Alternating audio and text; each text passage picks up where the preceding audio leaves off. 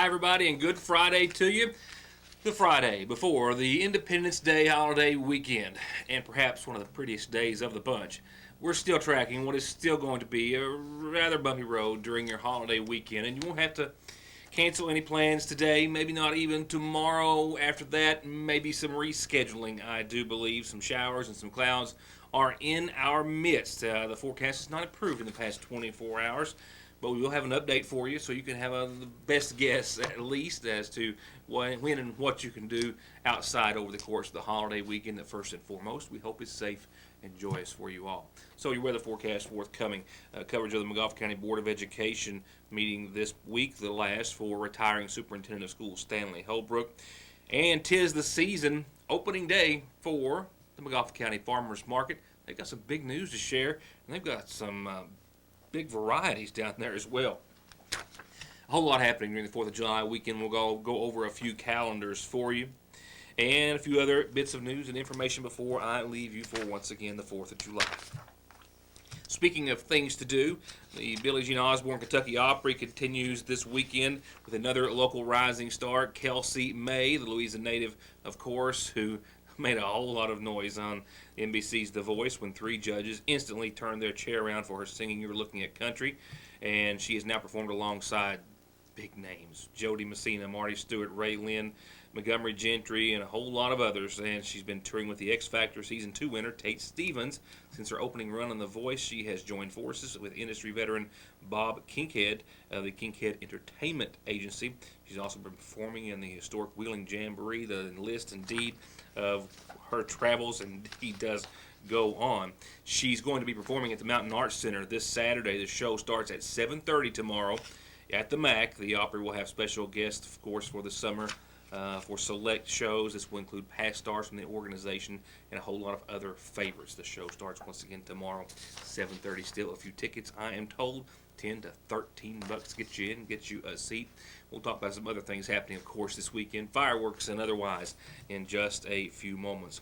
A couple of local governmental meetings that we want to focus on tonight that we held off last night for what was indeed a major story for us here at the newsroom. One I was so glad to bring you one if I possibly have time for. Just a brief word to add to tonight in regards to just how popular of a story it's been. But first, the McGoffin County Board of Education met in special session earlier this week. Indeed, it was the final meeting for retiring School Superintendent Stanley Holbrook. After some regular business, the board moved on to thanking Holbrook for his over 30 years of service to the school system and the students of McGoffin County, and thanked him for the footprint that he has left behind, thanking him for his leadership, the financial assistance that he gave them after the tornado, with the resources that he was also able to secure for the new sports facilities and the new McGoffin County High School. A first time for all of those for McGoffin County. And then they presented him with a plaque honoring his service. And on behalf of the board, we got you a little going away present. It's a plaque, appreciation for your 10-year service to McGoffin County Schools. Well, thank you very much. Very appreciative. There you go. Happy trail. That's what we've been up here for. I'd like to tell everybody thank you, and I'd like to tell the public thank you, and the citizens of McGoffin County thank you, and our wonderful children thank you. I've enjoyed it. I mean, it's a lot of work, and I had a vision when I came here, and the board members had a vision, and the new board had a vision, and we just followed it up, and luckily we got a lot of things done. And I'm not a very sports-oriented person. I hardly ever watch sports. Not as those that they say, we watch this game, no. I don't listen to the radio. Paul Harvey does. That's much I listen to on the radio. I listen to Paul Harvey. Or the remembrance of Paul Harvey, I guess now, it's copycats. But not very much perfect. We do have sports facilities now. And the academic center will be done soon. I was up there yesterday. And they're cleaning and they're shining, and it's coming right along now. Gymnasium, you'll be able to play ball in it probably in 2 or 3 weeks. So I think that the children of McGoffin County and the parents of those children, when they see this new academic center, will be very pleased. I really do. I'll go camping and fishing and hunting and call Michelle once in a while and everybody, and that'd be about it. And on that note, you may recall last week I said that I was scheduled to go with Holbrook and take a tour of the new facility. As he referred to limping in that brief statement, he did have an incident, I believe, on a piece of farm equipment, if I'm not mistaken. He's fine, but I think he was hobbling around for a few days after hurting his leg, and he's going to be off for the weekend, and we're still going to do that, but I wanted to take him and our new superintendent of schools to take us through the new school at the same time. So we're holding off that report for early next week. He'll be back in on Tuesday or Wednesday, and that's when we'll take you through the new high school as they are cleaning it up and doing a few final touches before turning it over to the school system in just a few days. I'm very anxious to get in and see the finished product. I've heard a lot about it, and it's been a few weeks, several weeks actually, since we took you through. So look forward to that interview and that story next week. Another meeting that we had a camera at this week, a meeting that was to be, was that of the Big Sandy Regional Detention Center Jail Authority Board, which did not meet, however, for lack of a quorum. Meeting to order, and Nancy, do the roll call. Okay, Diana Watson. Here. Sue Maynard. Here. Doug Saylor. Here. Gary Helton. Here.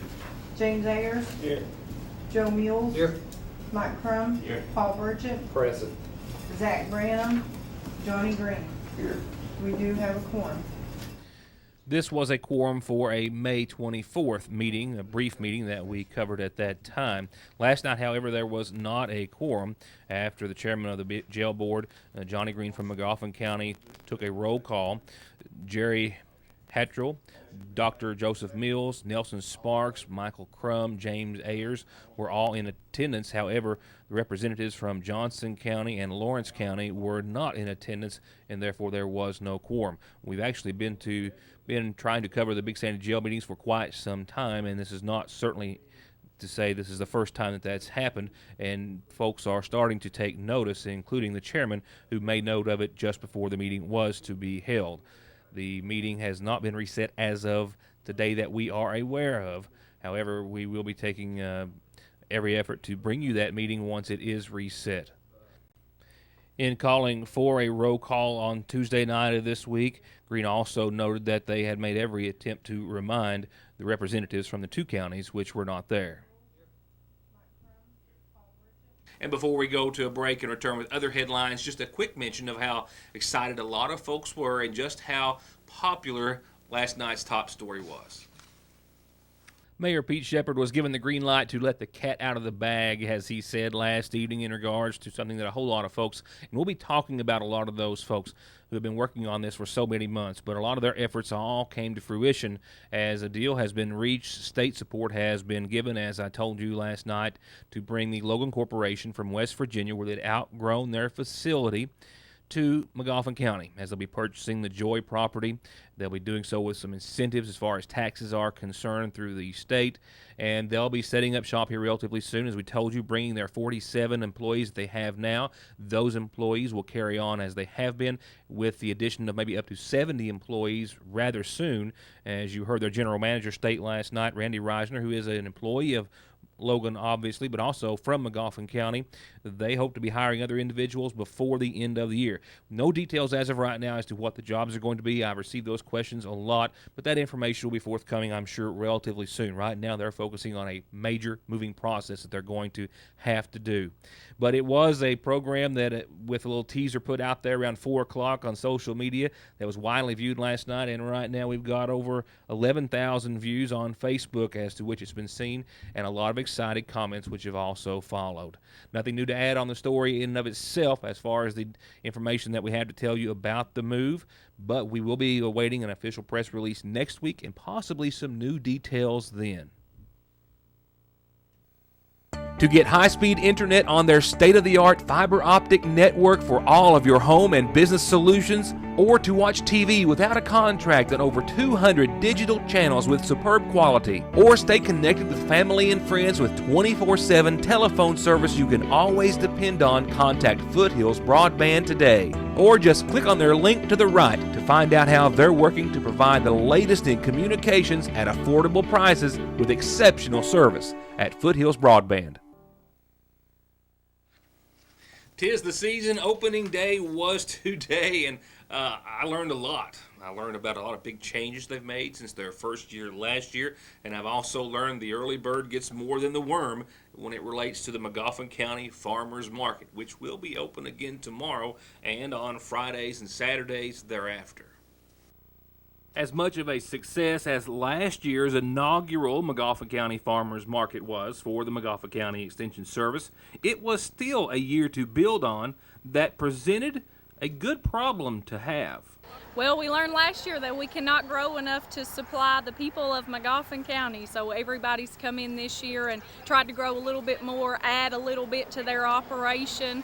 It's 3:20 today and we've already sold out of green beans, and at 3 o'clock we had a crowd here waiting to get their fresh goodies, so we're just hoping that we can keep up this year. And since we're open Fridays from 3 to 6 and Saturday from 10 a.m. to sell out, we just ask that everybody keep up with their Facebook page so that they'll know when we're open and what we've got. If we have to cancel because we've sold out or due to inclement weather, we want to apologize in advance if those things happen. But we did have instances last year where we sold out and we're not able to open on Saturdays. So It's a good problem to have. it is an excellent problem to have.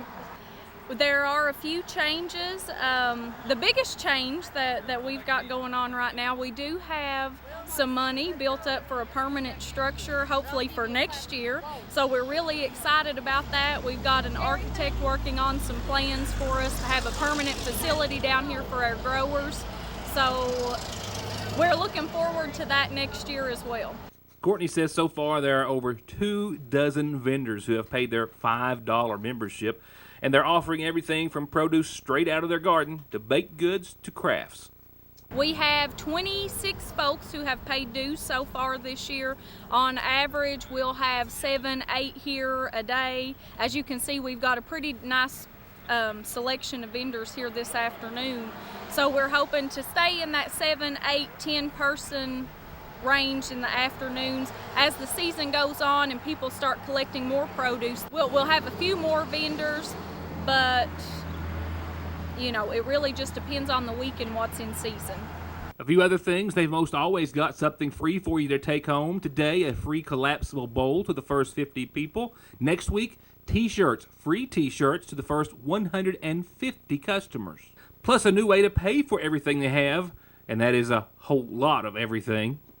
We are taking WIC vouchers this year, so WIC participants can stop by the health department, pick up their $4 vouchers, and those are good for use here at the farmers market. It is open to anyone to be a part of. There's a $5 annual membership fee, and you're welcome to come down and sell any produce that you have, fruits and vegetables.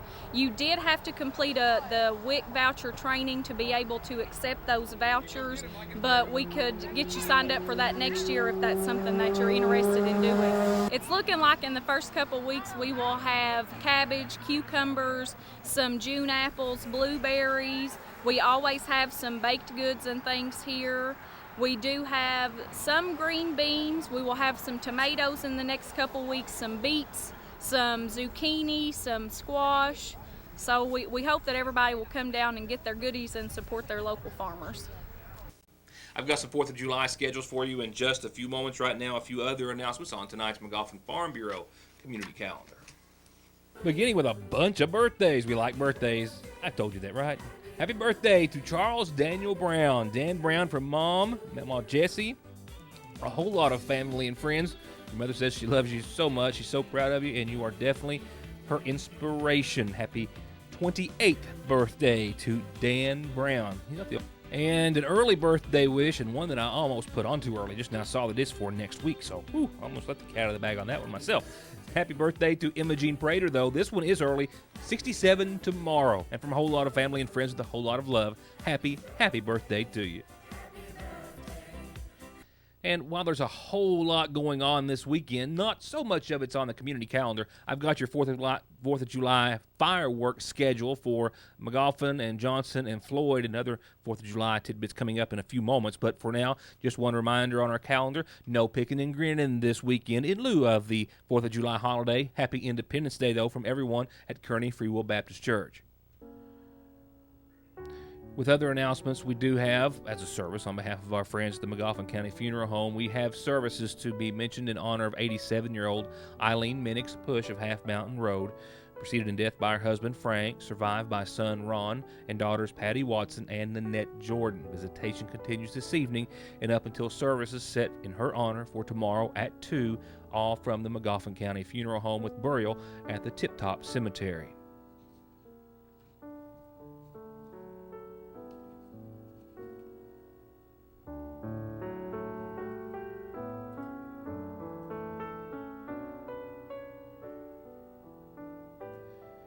And Hazel Collinsworth Lemaster, 81, of Limestone Branch Road, passed away on today's date. She was preceded in death by her husband, Wiley B. Lemaster, with arrangements incomplete at this time.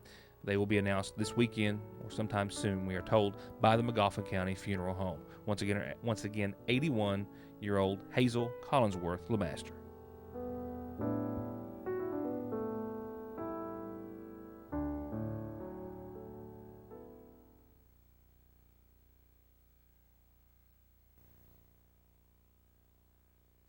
It's not a news flash. There's a whole lot of things happening over the course of this weekend in every city across every state in the nation. A lot of fireworks displays and other special Independence Day events and ceremonies.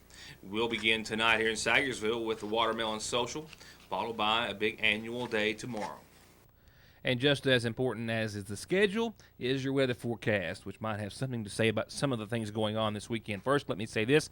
For the fireworks displays for the city of Paintsville and the city of Prestonsburg, both are set for Monday the 4th at 10 o'clock that night. Maybe. That's what they're set for. Whether or not they're going to happen, I'm very, very hopeful. Wouldn't dare want to wish anything bad on them, but the weather's going to change Sunday night and definitely into our Monday. And we're hoping it's going to move out of here just in time for them to set off all the wonderful colors over top of Paintsville and Prestonsburg. More on that in a second. As for Sagersville's celebration, the Watermelon Social starts tonight at 7. They've got live entertainment lined up and a whole lot of watermelon, all sponsored by the Sagersville Renaissance program and they hope that you'll join them for that. It's going to be a nice evening to bring a lawn chair, blanket, come down to the Raymond Park and just sit back and enjoy yourself. You don't get to do that during too much of the holiday weekends, it seems like. The parade tomorrow, 1 o'clock. They'll shut down the city streets at 12:30. They'll start lining up at noon in front of the McGoffin County Funeral Home and Joy Global, which is now going to have to start getting into the hang of that, the Logan Corporation headquarters.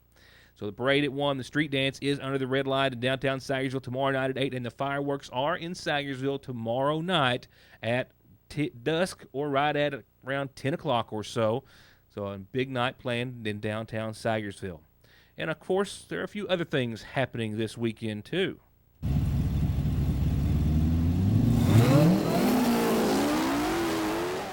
I talked with my friend Huggy today from the East Kentucky Hillbilly Drag Racing Championship Series.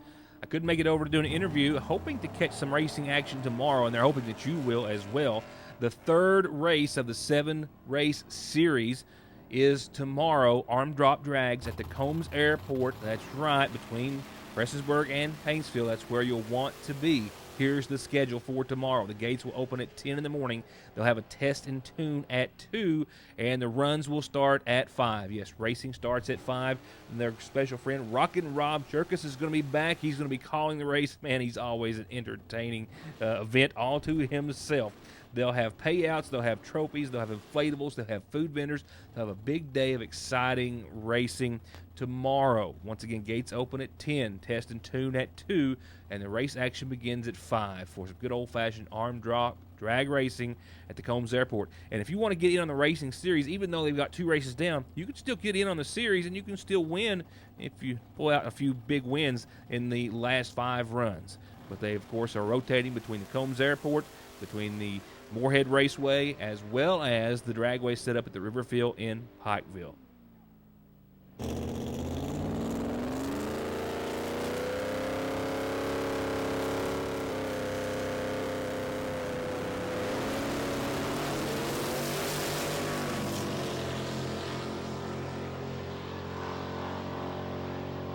Now, one of the big questions on a whole lot of minds, including mine, will be answered in your Licking Valley RACC forecast, for better or worse. Tonight, perfect, 61. We will see increasing clouds tonight. I think we'll see the sunny skies today turn mostly cloudy during the overnight. We do have a slight chance, and we're talking about a 20% chance of some showers and thunderstorms tonight. But as of right now, the radar is clear for the viewing area. Nothing to show or really worried about. Don't expect to see any during the course of the overnight, but it is in the forecast, so I have to include it. But I think we're going to be clear for the most part tonight. For tomorrow, I think we'll start off on that note as well. A front coming does change things up, but early tomorrow we'll start off with a little patchy fog. Otherwise, mostly sunny skies. 81 tomorrow. You'll have no worries weather-wise throughout any of the events tomorrow. And I really don't think tomorrow night as well. I think nothing but increasing clouds for your Saturday. I don't see any threats to worry about at all for your Saturday. Sunday is a different note because mainly after 3 or 2 or 3 in the afternoon, after some patchy fog early, we start to see a 30% chance of showers and thunderstorms. And I'm putting my money right now on that those really won't be an issue until later Sunday evening, maybe even late Sunday night is what I'm hoping. But they're going to have to get here sooner or later. And it looks to be later on Independence Day with showers and thunderstorms likely. More than likely, we'll get in a little of the action late Sunday. The time frame's still too far out to call. But whatever time that is, that will be a prelude of what looks to be a wet one on Monday. And some of these showers could be consistent, and they could dump down a significant bunch of rain in a relatively short period of time. So Monday definitely looks to be the loser in the forecast. 82 and 68, and that's as good a picture as I can paint for you at this time. Hopeful that it won't mess with any of your plans or fireworks displays on Independence Day.